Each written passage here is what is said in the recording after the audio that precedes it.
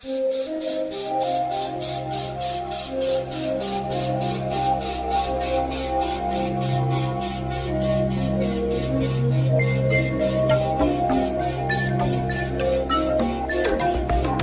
be organized. So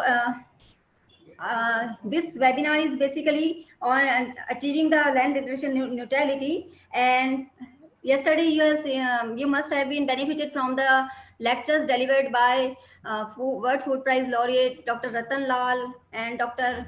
A.S. Rawat ji from DG ICFRE and Dr. Rajiv Ahal. So today's session is also going to be very informative and fruitful for all of us. So let's begin with the session. This session is the lead speaker for this session is Dr. R.C. Srivastava. He is Vice Chancellor at the University of Dr. Rajendra Prasad University at Pusa, and he has 39 years of experience in the field of soil and water conservation engineering, and he has won various awards in his field, like Fellow of National Academy of Agricultural Sciences, Rafi Ahmed Kidwai Award, and so many to name the awards. So the chairman for this session is Dr. P.K. Mishra. He is former director of Indian Institute of Soil and Water Conservation, Dehradun. So now I hand over this session to Dr. P.K. Mishra, sir. Please, sir.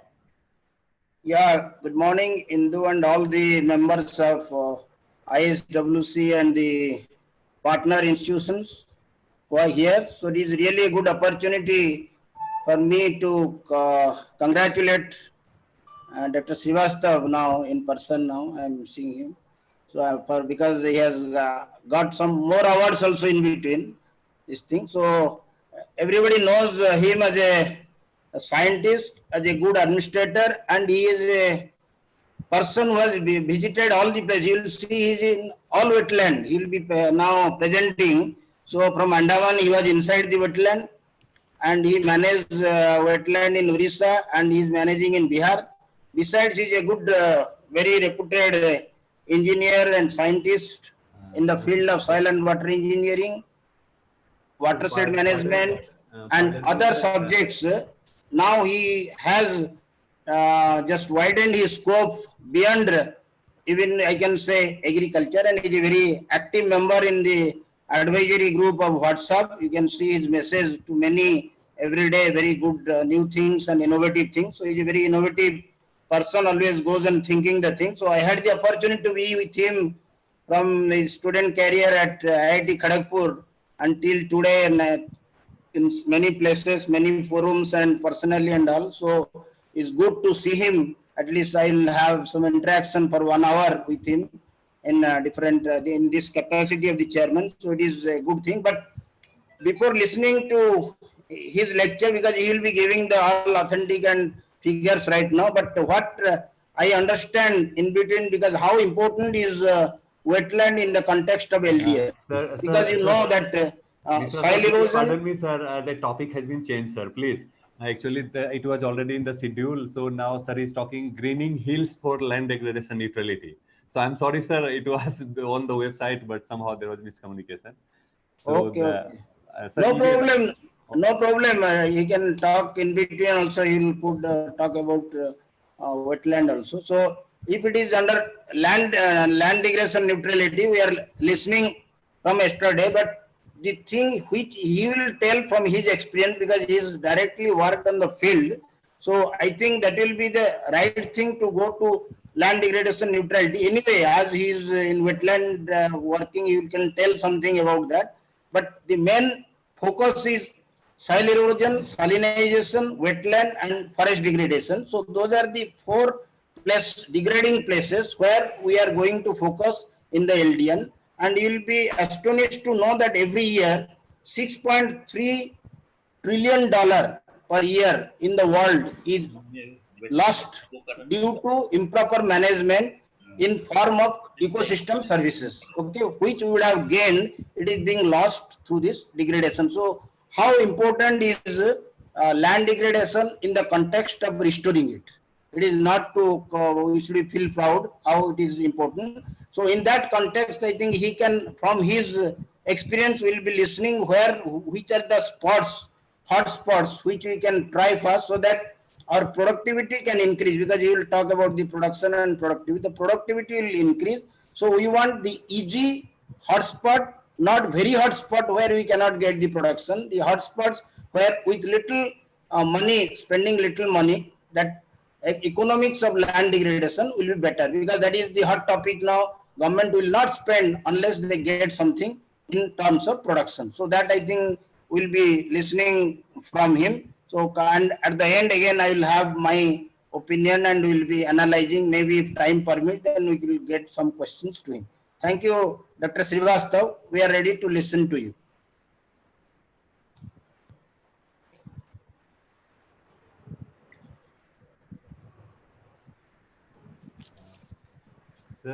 Sir, you have to unmute, sir. Srivastava, sir, you are muted.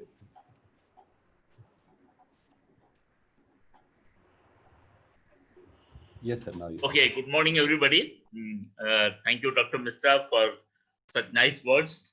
It's a very nice to be with the friends, with all my old colleagues, and new generation. I am finding very hardworking, and I am happy that the baton has been passed to the new generation, and they are working hard. So now I will share my presentation.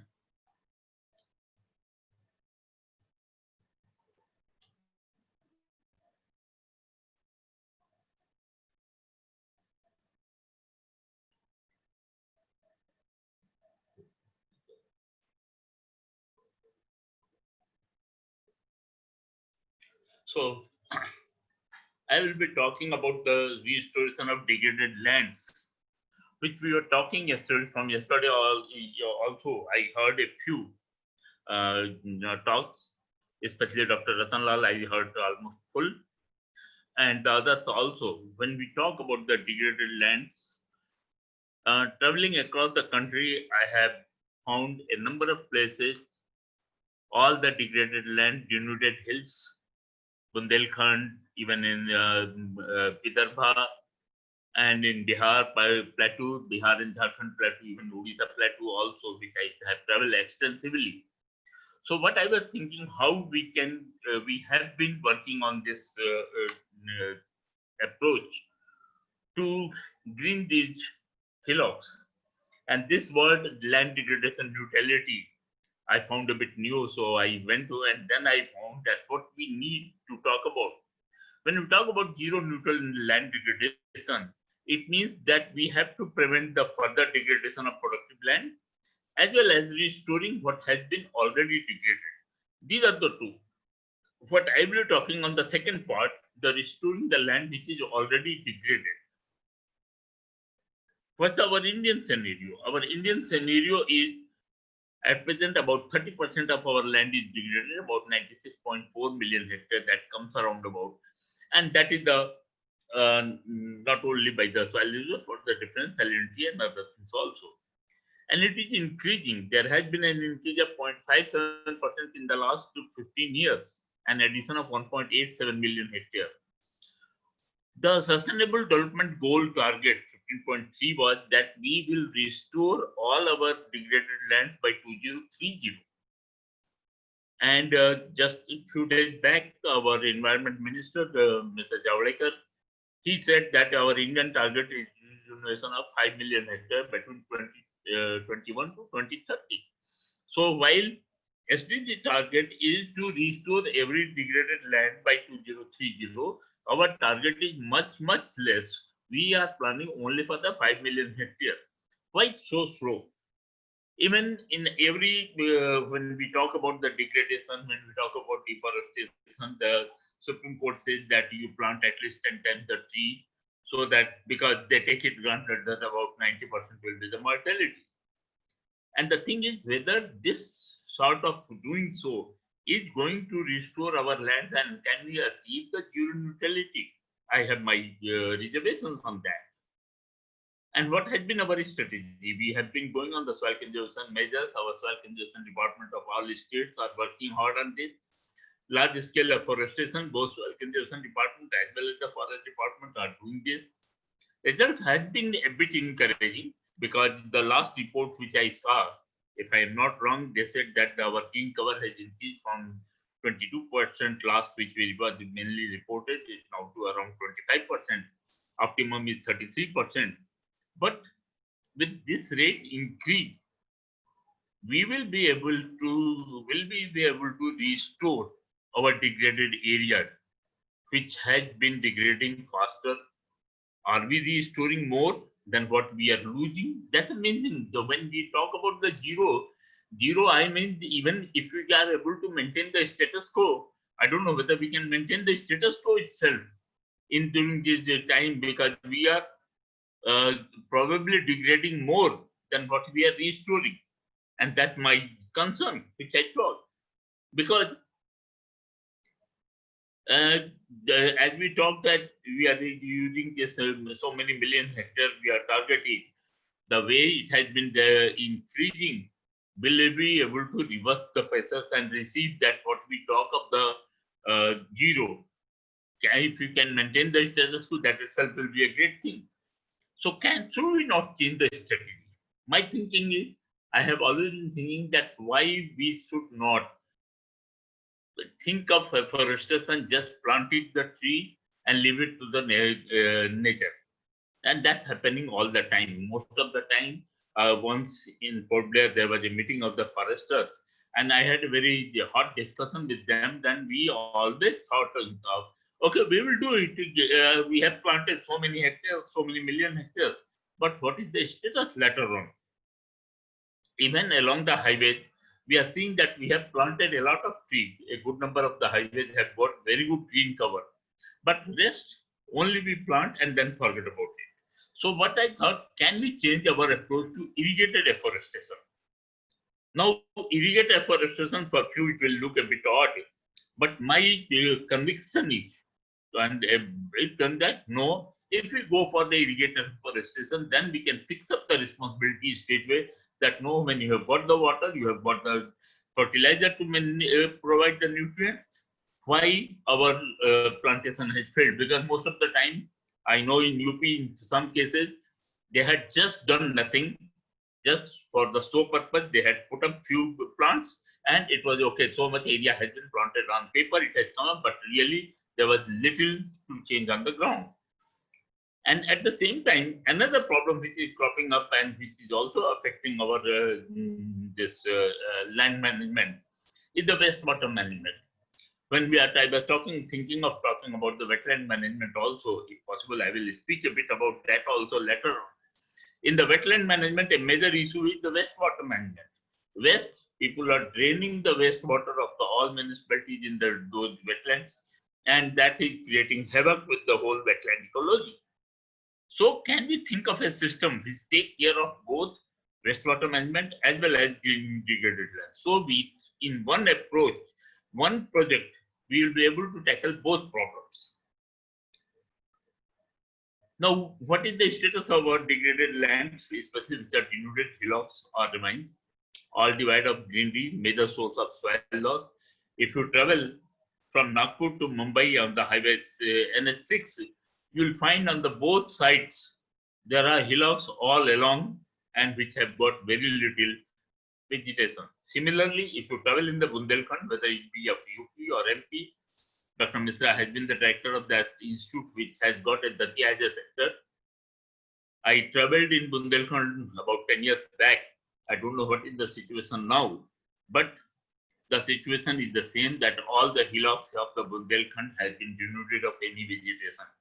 And there is one place in Bandha district of UP where it was told the water, because of these hillocks getting denuded, the water supply was so bad that there was a kahavat thi, khasam mar jaye, gagri na tute.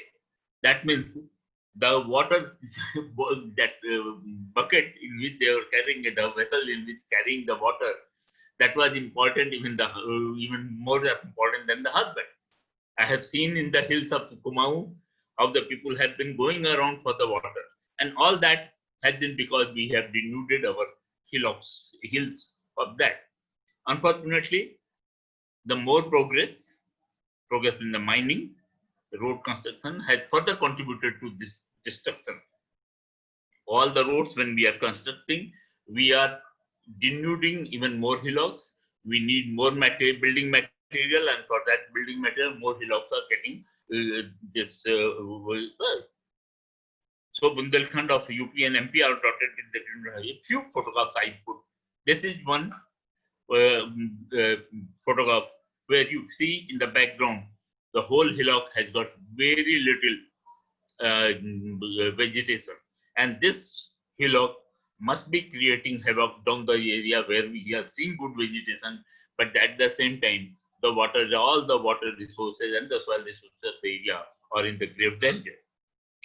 Similarly, this is the hills near Paraknath temple, Jain temple in the Jharkhand. You see, this is visited by lakhs of pilgrims every year. Now you see all the area is totally denuded of the forest. There is very little vegetation all along. This is another pic which I got. It's not with that clear, but again, you see that the whole area has been rendered useless because of this. And this is finally Chambal Ravines. Again, one area where Dr. Misraj Institute has been working over it.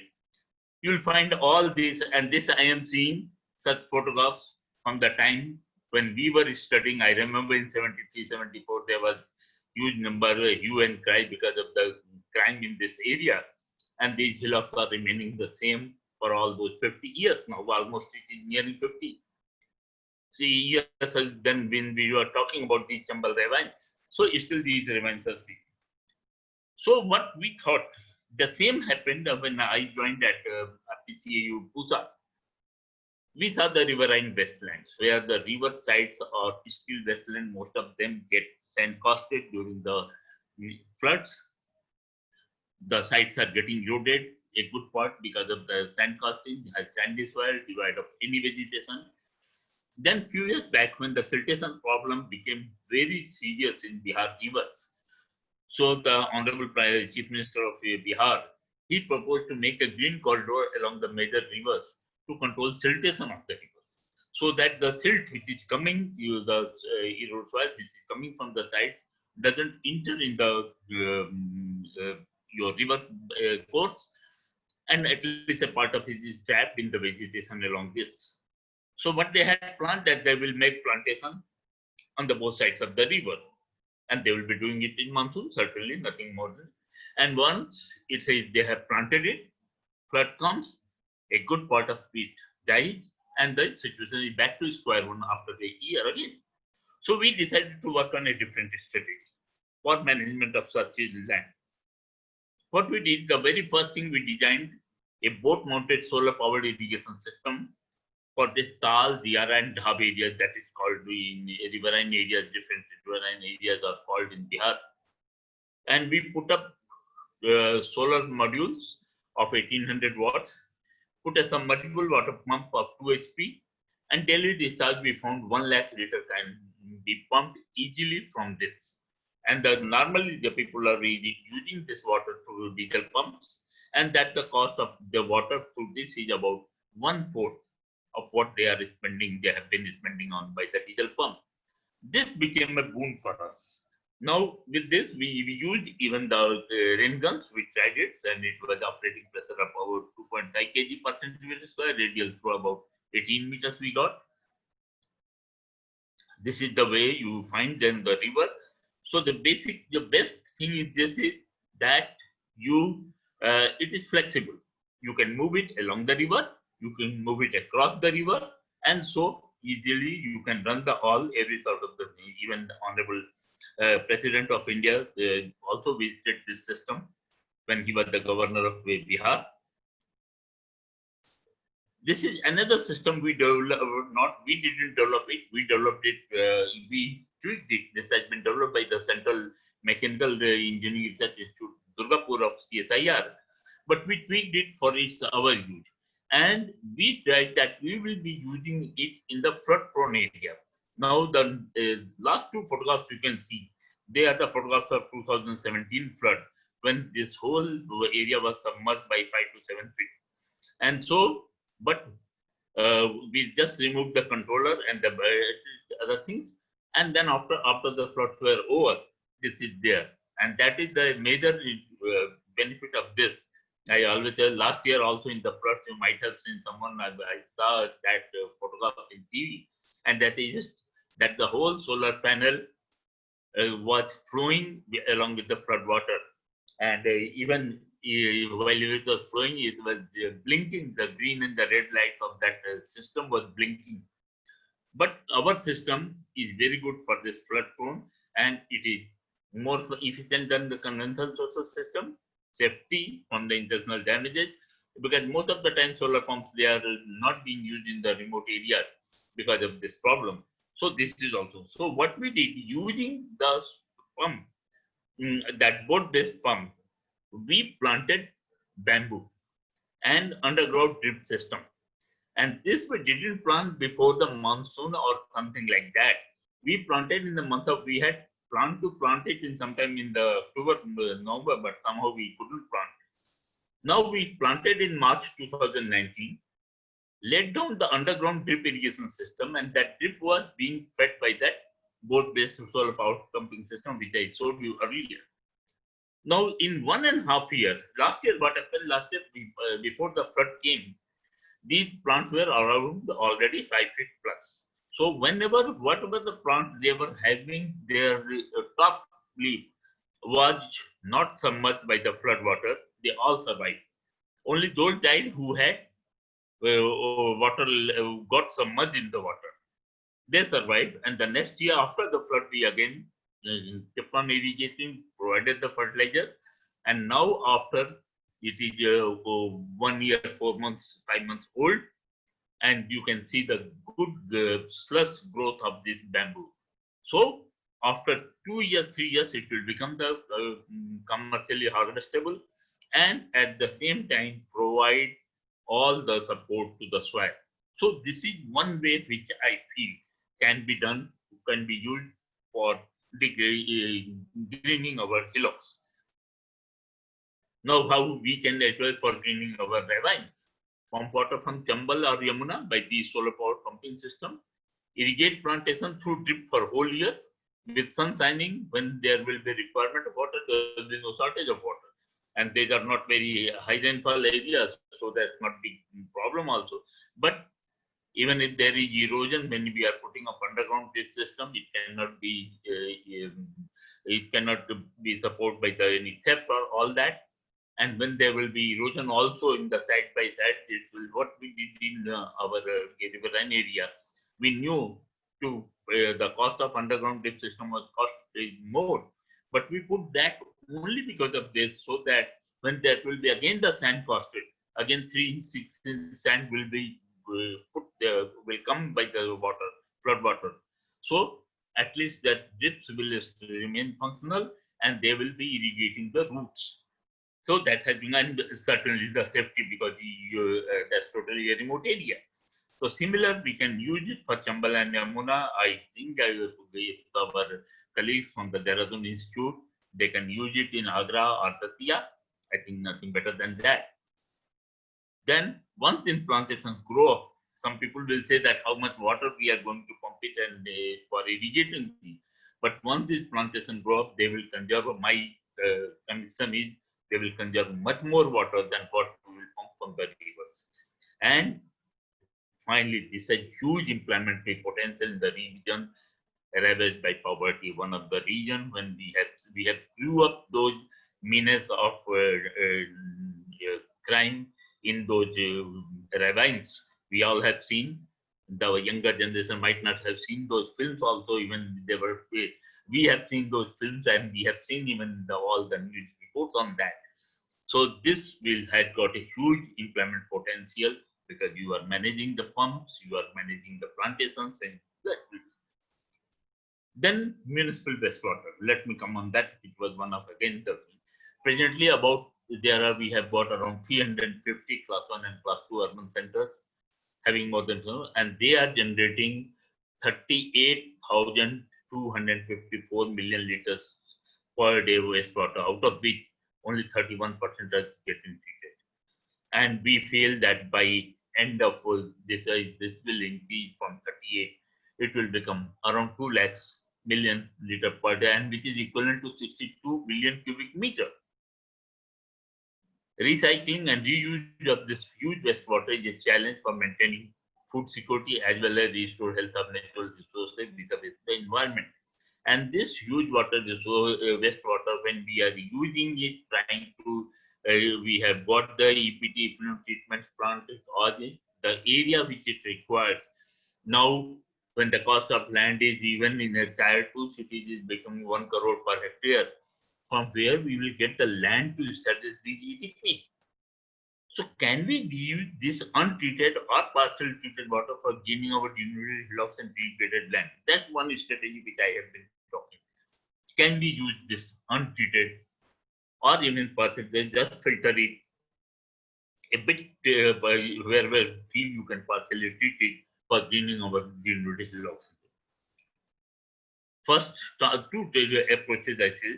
Transport partially treated, untreated wastewater to a place from faraway place from urban center to green wasteland by providing irrigation to new plantation. This will reduce, as I have been talking, reduce mortality of afforestation. And second, grow crops like oil palm on wasteland by irrigating with wastewater. This is one point where I have been discussing from the last 5-7 years. That oil palm, what we did, we started oil palm, we were promoting oil palm cultivation in our country because we were importing it. And what happened, these oil palm encroached our productive land where we were growing food crops. And again, consuming a lot of water. The water requirement of oil palm is around 1200 to 1400 mm per year. So, can we use these two approaches? What I calculated, I just said was the Kanpur. Because Kanpur, why I selected? Because along the course of Ganga, Kanpur contributes maximum wastewater to river. That's about 250 to 300 million liters per day. Can we pump a part of this water, Kanpur, to 50 to 100 kilometers away in denuded area of Bundelkhand to regreen these hillocks? Because it's not that far. It's just as soon as you cross the Kanpur Dehat, you will find all the hillocks of Bundelkhand starts. Suppose we pump 50 million liters per day discharge from urban center to a head of about 250 meters. I have taken 250 meters, that elevation difference as well as frictional loss. It will require about 4,000 kilowatt hour of energy, which makes total electric consumption about 26.4 million units, costing around 80 million per annum at the rate of 3 units, 3 feet per unit. Not a bad, I think, not a poor economics in that. With another 80 million for maintenance, another 80 million on the fixed cost of pipeline, the total cost will be around 250 million per year. This amount of water, that is 13.75 million cubic meter, can provide 30 centimeter of water annually, enough for timber plantation if applied to deep to about 4,500 hectare area. So, only if we pump just 1/6, 1/5 of the wastewater which Kanpur is generating, we can irrigate 4,500 hectare area. But one result should be used only with drip irrigation so that no percolation takes place to avoid contamination of groundwater, plus high bunding around the plant to restrict any runoff. Our people can again re-modify the things to stop that percolation, because that is one prime requirement, that this wastewater should not percolate to meet our groundwater so that it can don't contaminate. The total cost will be around 55,000 per annum, but returns from the poplar plantage, I just calculated for the poplar, will be about 3 to 5 lakhs per hectare from 5th year onward. Sorry, the calculations may be a bit conservative now, because these are calculations I made, say, 4 or 5 years back. You can identify other economic value plants also, which can be irrigated by this nutrient-laden water. The benefit in the terms of carbon sequestration will be additional. And one more thing, all these economic analysis which I made it, that denuded land will be available at a distance of 150 kilometers although distance between Kanpur and Mada, Bundelkhand is just little more than 100 kilometers, and one finds a number of denuded areas on the way. The distance will be much less for many cities. For example, when I was talking about the Nagpur-Mumbai highway, you will find denuded hillocks just 20 kilometers away from Nagpur, dotting the landscape on the both sides of the highway. In that case, the cost will be much less. Even I thought of even one study I had done, I have not put up here, for the Bhagalpur in Bihar. Once you, if you want to pump the water from Bhagalpur just to in the Jharkhand area, you will find a lot of the state of 110 kilometers from Bhagalpur to Devghar, which is used by the devotees during the Shravan Mass for taking they take the water from Ganga at Sultanganj in Bhagalpur district near and take it to Devghar in that Babadham for offering that water. That whole area, half of that area is denuded hillocks. They say I have not gone in that area, but they say there is one hillock which has got no vegetation and it all has got only stones. Now, if you can green it by pumping the wastewater of the Bhagalpur town, I think that will save a lot of, that will create a lot of vegetation, a lot of employment and all that. So such system will not only provide ecological and economic benefits, but will also generate huge employment, both operational system as well as plantation and further downstream processing of timber products. Then oil palm. That India plans to spend around $1.5 billion for oil palm cultivation with 100% FDI in this sector.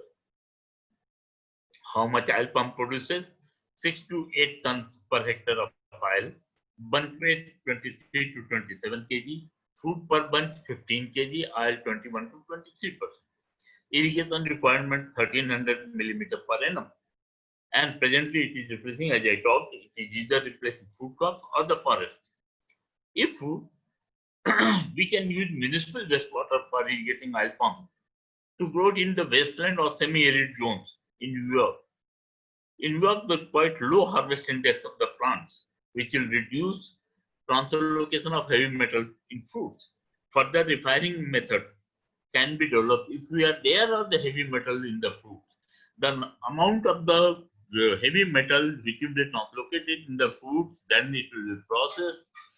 There is very little amount which will come up because in the oil. So my conviction is that it will be less than the desired your threshold value, but still is there. You can have a refining method for removing this heavy metal from the oil at the processing stage itself. So if we can achieve this technological breakthrough, we can utilize our land in our challenged ecosystem along with grey water for meeting a vital demand of our economy. Besides improving profitability of the land in challenged ecosystem, and again, what I said earlier about the drip irrigation, that this should be used only with the drip irrigation so that no percolation takes place to avoid contamination of groundwater plus high burning around the plant to restrict any runoff. So finally, I will say the restoration of degraded land, we can do it at a much faster rate than what we have planned, just 5 million hectares in the next 10 years. We can do it much faster if irrigation is linked with it. And the required water can be obtained by using municipal wastewater. This will serve dual purpose, wastewater management as well as management of degraded lands. Here, I will like to inform that in my university, my colleagues are working on one more. We are planning to use wastewater for the fodder grass seed production. What I have suggested to them to see whether it will be useful or not, that since the fodder grassage has got very, very low harvest index, so you irrigate it by the wastewater, get the seed in the wastelands, use the green, whatever the vegetation is for the vermicomposting, the seeds will have very little heavy metal or the deposition of the when we will again plant these seeds with a good quality water for the fodder production, I think that can be that will be good for our crops, and we will not be able to bring that, we will not be bringing that in our food chain. Even with this water, what I was showing in for the goat waste, we are developing even our whole pastures also.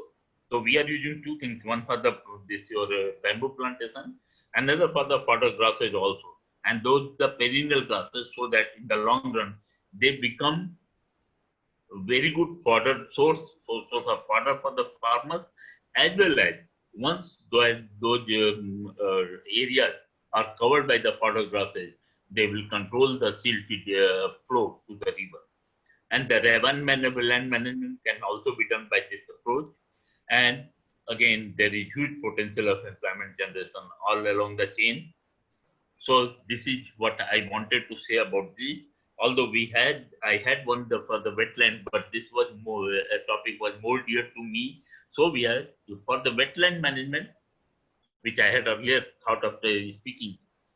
We have already come up with a policy paper. We are publishing it in the next 15-20 days. It will be out. And what we are planning that for the whole Bihar, we are planning to have the wetland management system, so that wetlands, not only they are the very productive, they are going to provide employment to the people, but also from the ecological management point of view, ecology point of view, they are very, very important. So we'll be sometime next, I'll be talking about the wetland management. Given that opportunity, I'll be sharing with my views. But in the meantime, I'll be sharing our wetland policy document with you all. Thank you for giving me this opportunity. And with any questions, I will be happy to answer. Thank you. Thank you, sir, for your very much valuable information you have shared with us. And you have done a lot of work. Especially, I really appreciate the utilization of wastewater, municipal wastewater for production of oil palm. And through this your vast experience, we have gained a lot of information. And I hope that all of us will be very much enthusiastic and motivated to do some new works in this area. Now I hand over this. I invite Dr. P.K. Mishra, sir, for his valuable remarks. Please, sir. Yeah, friends, actually, we listened to a very interesting and to the point and action-oriented work from Dr. Srivastava. Really, it is very knowledgeable. I wanted to visit that area, but somehow we could not. But now I could see that really some breakthrough has been done in the technology sector, which we are proud of. And coming to now, I will invite some of the questions. If there is some process is there to ask few questions, because we are having some time and we can have good interaction with him. If somebody can coordinate that, any questions? Sir, this is Gopal Kumar, and there are many questions, but I have selected few. And Yeah, there are some questions which is directly on the presentation. There are not, but I understand with a lot of experience, sir can address even that few question. questions. So one was the straightforward.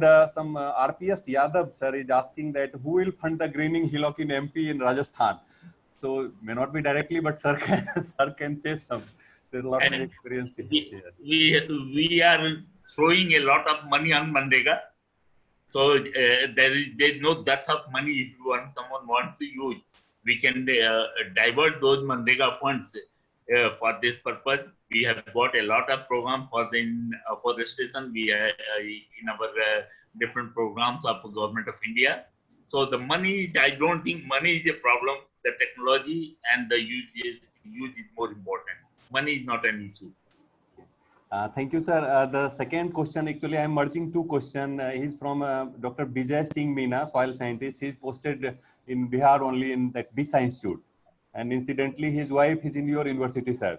So, I don't know. So he is asking that how we can get land degradation neutrality in flood affected area in Bihar, and how we can measure this. This measurement question was from Ramanjit Singh, agronomy scientist from our institute, and the Bijay Singh Meena asked that how we can achieve LDN in flood affected area in Bihar where every year flood is coming. That's the thing we have done. That, as I said about our bamboo plantation, we planted in the month of, it went up to the March, although we had planted, trying to plant it in the month of February itself. So once you are planting in the off season, or either you plant in the month of late September or October when the floods are over, or in the month of March, because winters we can't plant, that will not work. And once we plant in such a way that by the time flood comes, the crop is above the flood water. We all know how much flood will come, how much will be the depth of water. Our strategy should be that we plant in sometime September, October, November, and by the next flood, when it comes in July, the plant should be higher than the 5 feet or 7 feet, whatever be the height of that area. Accordingly, you select the crop. That's what we have done at our institute, our university, that where we planted bamboo, and the bamboo, whichever Bombay bamboo has got a height more than 5 feet, and its leaf was visible even during the month's flood fire, it survived. The rest died. We replaced it. But for others, at least we had our mortality was not more than 20%. And now within a year, you are seeing that how much growth it has come up. And this year, the flood is on the way. Only today, I not just know in the morning that the flood water has entered in that area. And now I hope that all those bamboos which are 12 to 18 feet high, they all will survive. So that is one thing. And for measurement, we are not working on that, but you can easily, there are other technologies available that how much we are saving the erosion. Later on, we will be able to say.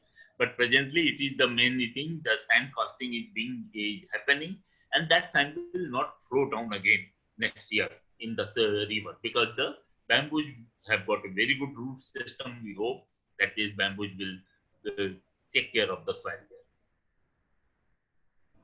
Thank you. We have many more.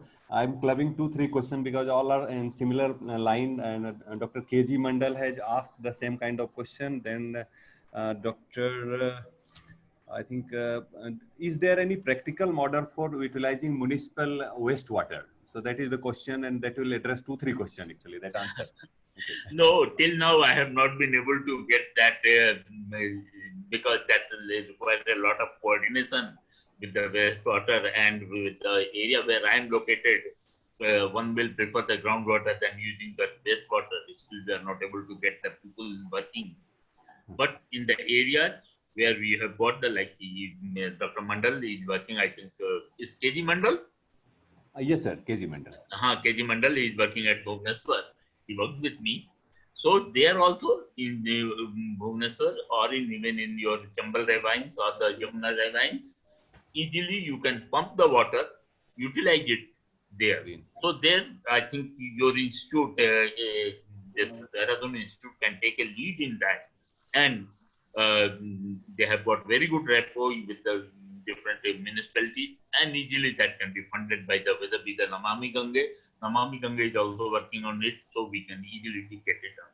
I have given the concept. I have not been able to get someone to fund, because that requires a lot of funds. So that really needs someone to do. Sir, in that line, someone is asking, I think Mukesh Kumar Gaur has asked a similar question on reutilization of textile and industrial effluent for afforestation. So you can put some light. Yeah, it can be used only just to filter it, so that while pumping, you don't face the problem in pumping. That the filtering I am emphasizing only that, so that you can take care of its flow in the pipes, because you have to pump it in the pipes, so that you have to filter it beforehand. Don't treat it anyway, and in case there is a problem, use the your plastic barrier below the roots initially, so that the water major was that don't apply more water, so that it doesn't percolate down. Again, build up the basin along the around the plant, so that the your wastewater, whatever is accumulated there, doesn't flow with the runoff to the our river system. These two things you have to take in care. Otherwise, whatever is the deposited there, since it's a wasteland, that's not a big deal. And the plants has to be such that it doesn't come into our food chain at any point of the time. No way, whatever happened, let it be timber, let it be the just for the ecology management, but not coming in our food chain. That's the important. So 3 things I am talking again, I will repeat. That the whatever plants you are going to grow, it should not come in the food chain in any case. Secondly, the water application should be only through the drip, so that the excess water doesn't percolate to the groundwater to contaminate it. Third, make the basin so that when there is a rainfall, that there should not be any runoff, not any, I am emphasizing zero runoff from that basin, so that whatever the heavy metals or anything deposited there is not do not come in the our water resource system, in the river system. Sir, two more I'll request you to attend. One, I'll Okay. take privilege to ask mine, last one, but before that, there is one more. There are many questions, but all were in the same line. With answer, you have addressed many more questions which was asked. Astos Upadhyay has asked that use of wastewater may increase toxic element in final agricultural produce, and it may affect ultimately consumers' health. So what is your opinion on that? Now, that I told, I very firstly told that whatever crop we grow, that should not be such product should never become in our food chain. For oil palm, I talked only when that you are extracting the oil, and oil also, if there are the trace elements that you can filter it out. We have got the technology for that. For all others, be it bamboo, be it poplar, be it anything, so that they don't come under our food chain. I'm emphasizing again three things: food chain, water chain. Those toxic matters should not come in our food chain. They should not go in our water system. Sir, then my query is that in your boat-based irrigation system, what is the practical distance we can cover, particularly in ravine, because where lift will be like Chambal ravine, lift maybe up to 40 meter, 50 meter, just to cross the rim of that. So how much distance we can cover? Yeah, it is a 2 HP pump. So accordingly, you can calculate that how much you can do. Maybe if the head is high, then the discharge will be less. And maybe at the later stage, you may have to put up another solar pump system at the higher elevation, by which you can operate the drip. Thank you, sir. There are many more questions, but I apologize the participants that there are limitations because I cannot keep on asking hundreds of questions, sir. And then we'll listen some remarks from Okay, thank PK you. Misra. PK Misra, sir, please. Yeah. So, Thank you. Just a minute, my email ID is available on the site. They can send the queries on the email also, and I will be happy to reply to them. Trust me, sir. Okay. Thank you, Dr. Srivastava. If you can give some time, I will be asking a few questions and just make my summary of the thing. So first, before asking questions, actually, I wanted something, but you have very clarified very nicely that given a rider that which will be consumed, particular to the food chain and water chain, that should not come. So if that come, then we should be careful. Either we have to make a primary processing of the water, wastewater, or the product we have to process. So either of these two you have to take, so to take care of the heavy metal. So that we should be very clear. Don't think that so. I had some query about fodder and oil palm, so that is over. I think we have to take in that context. But the main thing, the main take from this program, which can be recorded, that the wastewater and degradation, that per se, how we can use wastewater for degradation. And he has shown a way in Bihar. It is not that it is applicable everywhere. And he has told that you change the technology, but he has shown the way. And they're doing some policy also for even for other wetland and all. And here also they might have produced some papers on this. So this is a very good thing, that a practical implementable ideas which you are getting from this program. And in that context, this wastewater and degradation, when we go together, will have double benefit of land neutrality, land degradation neutrality. One is that wastewater may cause problem somewhere, now we are using it, and the degradation which we are addressing at the same time. So this is a two prongs approach which is helping in this thing. So land degradation, maybe he is telling in some hectares, but if we all will come together, it will win thousands or millions of hectares also can be covered in different areas if we really consider the ravines in different states. So that is one very good take from this thing. And maybe as he has offered a very good thing, you should take it, this technology, maybe with some primary products from their institute to our institute like Dehradun Institute or their centers like Datia and Agra. We may try and show outsider to the government, to the policy holder, that it is possible. Okay. So if we join hand with them, with Dr. Srivastava, maybe as an institute, we can institutionalize this program to a greater benefit and in the context of land degradation. As you were telling, the fund is not a limitation. If we really convince the politicians and the bureaucrats, and you must be knowing this is the main program of IPBES, Intergovernmental Platform for Biodiversity and Ecosystem Services, where out of 129 countries, India is also a signatory. So we are also like land degradation neutrality. We have a signatory of IPBES, where the government's responsibility is to support such type of program. So let us come with a viable program with the institutions, show some areas and all, and take it further. And it is for the knowledge of Dr. Srivastava also and for others. Now this, we have made a very good, for last 5 years, whatever work we did for last 4 or 5 decades on ravine lands, we have made a very strategy paper which is being published by ICAR. It will come within a month or so. It is under publication by DKMA, and you will really appreciate that and add your things to this, and we can make a really very good published good paper for this ravine land reclamation, which will directly go to the LDN. So let us, that can be recorded in this program also, which will be, we can, many in the NARA system, it is not that only one university or ICR in the department, we can come together and make a policy for the government and tell out of 5 million, see, we can go for 1 million hectare, we can really make it green or make it degradation free or zero neutrality. You have to come to that level and all. So that is the type of things. That means he has showed that technology is there. Let us go. And another thing was, you are just clarifying regarding this boat techniques. It is not necessarily that we will do everything. Let us take that and see how much we can. Let it be half kilometer, 1 kilometer, whatever we can do. Where we cannot do anything, at least let us do something.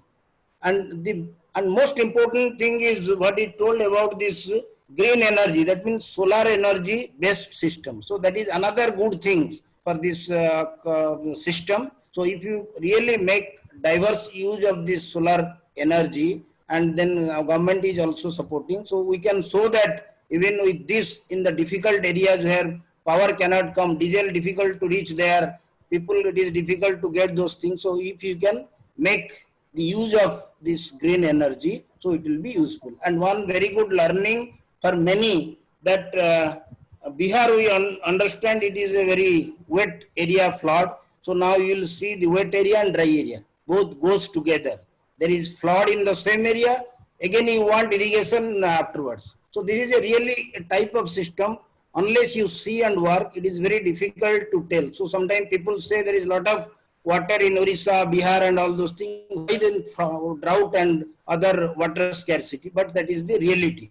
So, so we have to see the reality and see this program and make a connection. And in this system of LDN, though the responsibility has been given to Environment Department, the NARA system plays a very big role in this. So that message should go that there are many players who can really green this land which are being degraded and make the land degradation neutrality to a positive level, which we can feel proud of. Because technically there are many organizations are there. So that can go into, so in the next program which the FRI or ICFRI is going to do at a national level, then we will see that NARS partners are really become the representative in this program, so that the things what we are learning, what technology we have developed, let it really go to the field, so that we should not be blamed that over 50, 60 years nothing has been done. We have done really wonderful things, but it has to go because there is no vehicle to take it. So now let us take the plea of LDN, the commitment of government, and tell that, see, we are having so many things with us and it is the right time to take it. So this program, which has been done now by the Indian Institute of Soil and Water Conservationists with ICFI, FRE and ICAR and our institute, really very timely for this thing. And this is the opportunity, though it is COVID, still we are able to see, and this is a novel idea that the people like Ratan Lal and all who cannot come to our program officially in a formal way. So in unofficially also people can join from any place. Now we are listening to Dr. Srivastava like this. Maybe he's so busy we could not get him in our program at Datia. But anyway, we could listen to him. We would have listened same thing there. So it is really, I thank you, Dr. Srivastava, for really opening up the implementation side, which is really required, because we people always talk and talk, but how will be a party to the implementation. So this is, let this program, this webinar bridge that gap and bring the people together, so that whatever we are telling, we are not telling in air, there is some truth in it, and let it be tested in a big way. We are working in 1 hectare, 2 hectare, 5 hectare, 10 hectare, let it go in millions of hectares. Let us be successful in 500,000 hectares, not necessarily everywhere will be successful, but there is some success, and that is a learning for the government to upscale. And the department people also learn in a sincere mode, not that in a casual mode, it should be very sincere mode. And in my opinion, this target should be always achievable, not that we should be burdened with target and not in a position to show the work. So with this note and with a happy note and with a very congratulating remark to Dr. Srivastava, really it is a very nice thing, and we are happy to see you at a very commanding position so that you can really affect the policy level. So thank you all, and all the persons who are virtually partner in this program. I thank everyone for this, and particularly IISWC, all its members and all the people who are involved directly or indirectly to learn and take it further. Thank you very much. Sir, straightway I will come to thank the honorable speaker. Actually, I requested Indu Rawat for this. I am thanking the Vice Chancellor of the university I graduated from. So definitely there is a sense of nervousness also. Sir, I'm not qualified and nervous to nervous to say that what is the quality of presentation, but I'm really very happy to say that many interventions and inventions are taking place there, and being alumni, it's really very satisfying. I know that university is in development stage. There are many structural changes, formation changes, and then functional things are going on, and you are involved in every activity. So despite of your all busy schedule, you manage time with us for us this program. So on behalf of all participants and the organization, I sincerely thank you, sir.